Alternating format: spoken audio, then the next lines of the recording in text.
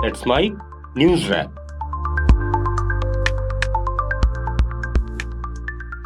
Let's mic news wrap में अब सुनते हैं दिन भर की अहम खबरें सिर्फ 10 मिनट में। प्रधानमंत्री नरेंद्र मोदी ने 47वें आसियान शिखर सम्मेलन में वर्चुअली हिस्सा लिया। उन्होंने कहा कि आसियान के देश साझा मूल्यों की डोर से बंधे हुए हैं। 21वीं सदी आसियान देशों की सदी है। आसियान की ये बैठक मलेशिया में हो रही है। पीएम मोदी ने कहा कि भारत और आसियान मिलकर विश्व की करीब 1/4 जनसंख्या का प्रतिनिधित्व करते हैं। हम न केवल भूगोल साझा करते हैं बल्कि गहरे ऐतिहासिक संबंधों और साझे मूल्य के जोड़ से जुड़े हुए हैं। हम वैश्विक दक्षिण का हिस्सा हैं। हमारे बीच न केवल व्यापारिक संबंध हैं बल्कि सांस्कृतिक संबंध भी हैं। आसियान भारत की एक्ट ईस्ट नीति का मुख्य स्तंभ है। भारत ने हमेशा आसियान की केंद्रीयता और हिंद प्रशांत क्षेत्र पर आसियान के दृष्टिकोण का समर्थन किया है। अनिश्चितता के इस दौर में भारत आसियान व्यापक रणनीतिक साझेदारी निरंतर मजबूत हुई है। हमारी मजबूत साझेदारी वैश्विक स्थिरता और विकास का आधार बनकर उभर रही है। फ्रेंड्स, भारत और आसियान मिलकर विश्व की लगभग 1/4 जनसंख्या को रिप्रेजेंट करते हैं। हम सिर्फ ज्योग्राफी ही शेयर नहीं करते, हम गहरे ऐतिहासिक संबंधों और साझे मूल्यों की डोर से भी जुड़े हुए हैं। हम ग्लोबल साउथ के सहयात्री हैं। हम केवल व्यापारिक नहीं, सांस्कृतिक साझेदार भी हैं। आसियान भारत की एक्ट ईस्ट पॉलिसी का मुख्य स्तंभ है। भारत सदैव आसियान सेंट्रलिटी और इंडो पैसिफिक पर आसियान के आउटलुक का पूर्ण समर्थन करता रहा है। अनिश्चितताओं के इस दौर में भी Bharat ASEAN comprehensive strategic partnership में सतत प्रगति हुई है और हमारी ये मजबूत साझेदारी वैश्विक स्थिरता और विकास का सशक्त आधार बनकर उभर रही है। कांग्रेस के वरिष्ठ नेता और राजस्थान के पूर्व मुख्यमंत्री अशोक गहलोत बिहार के चुनावी दौरे पर हैं। पटना से मीडिया से बातचीत में उन्होंने कहा कि बिहार चुनाव केवल बिहार वासियों के लिए ही नहीं बल्कि पूरे देश के लिए हैं। पूरा देश बिहार से उम्मीद कर रहा है। मैं बिहार वासियों से अपील करना चाहूंगा कि आप लोग आगे आएं। बिहार चुनाव खाली बिहार वासियों के लिए नहीं है बल्कि देश के लिए है। जो हालात देश में बन गए हैं, पूरा मुल्क उम्मीद करता बिहार से, क्योंकि बिहार के लोगों का इतिहास शानदार रहा है, राजनीतिक रूप से भी, सामाजिक रूप से भी, सोशल सिक्योरिटी के रूप में भी, गरीबों के लिए भी। और यहाँ के जैन के अंदर राजनीति है तो पूरे देश के अंदर जरूरत है कि हम कामयाब हो, चुनाव जीतें। 20 साल से नीतीश कुमार जी बैठे हुए हैं, कई बार पाला बदला भी उन्होंने है, अपनी इमेज खराब करवाई उस व्यक्ति ने। वो प्राइम मिनिस्टर को उम्मीदवार बनते बनते कहाँ आ गए, ये तो उनके सोचने की बात है, अलग बात है। हमें भी दुख होता है इस आदमी के बारे में कि कैसे उन्होंने अपनी राजनीति करी, वो अलग बात है। पर अब रोजगार के लिए युवा बहुत दुखी हैं। वो चाहता बदलाव हो, यहाँ पर बदलाव हो इसलिए जरूरी है कि मैं बिहार वासियों से भी अपील करना चाहूँगा कि आप लोग इस बार आगे आए और महागठबंधन को आप कामयाब करें। बिहार विधानसभा चुनाव में मतदान की तारीख नजदीक आने के साथ ही चुनावी घमासान तेज हो गया है।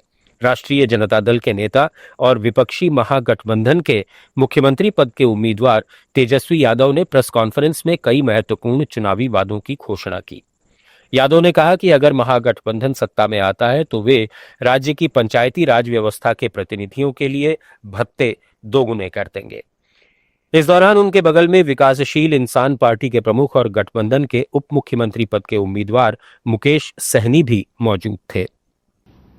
पहली बात, जो त्रिस्तरीय पंचायत प्रतिनिधियों एवं ग्राम कचहरी प्रतिनिधियों का मानदेय भत्ता दुगुना किया जाएगा।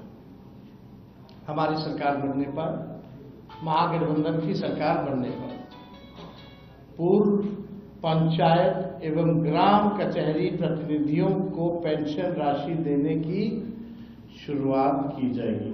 कई राज्यों में पेंशन है देने का, लेकिन बिहार में नहीं है।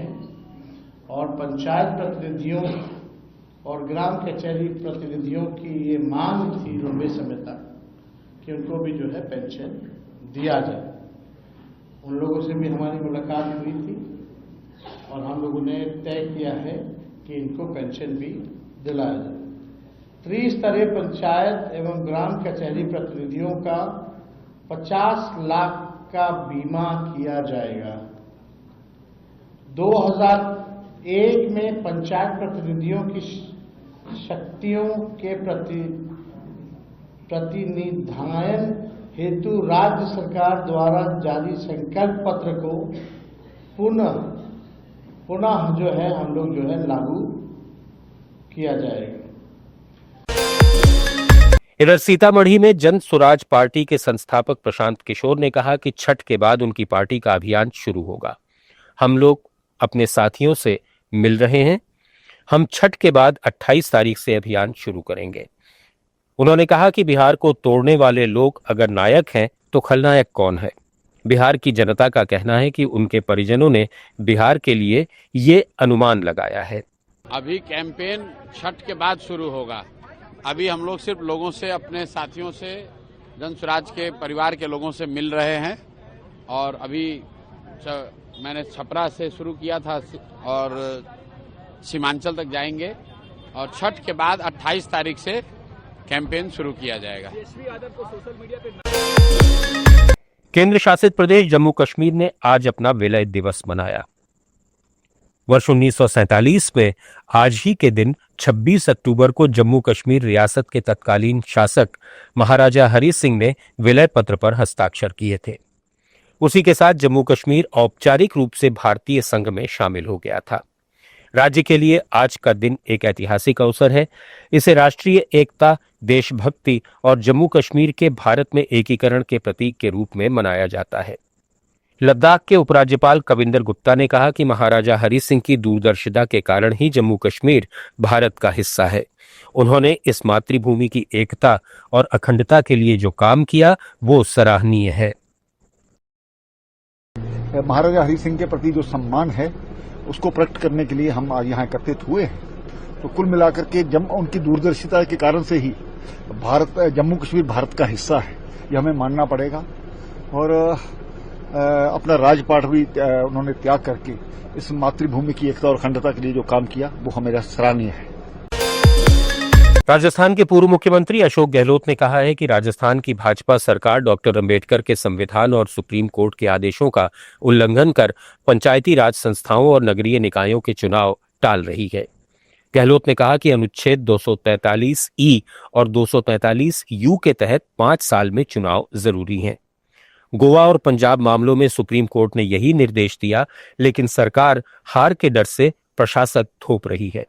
इससे लोकतंत्र का गला घोंटा जा रहा है। उन्होंने इसे संवैधानिक हत्या करार दिया।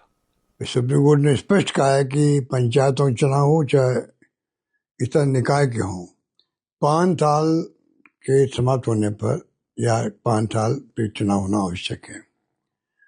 ये भावना सब जानते हैं कि मुख्यमंत्री राजस्थान के और पंचायत राज मंत्री भी पंचायत राज संस्थाओं से आए हुए हैं सरपंच के रूप में भी।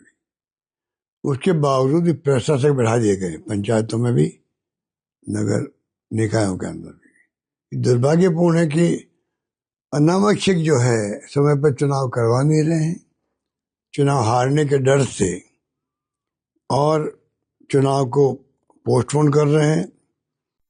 आप सुन रहे थे let's mic more than radio.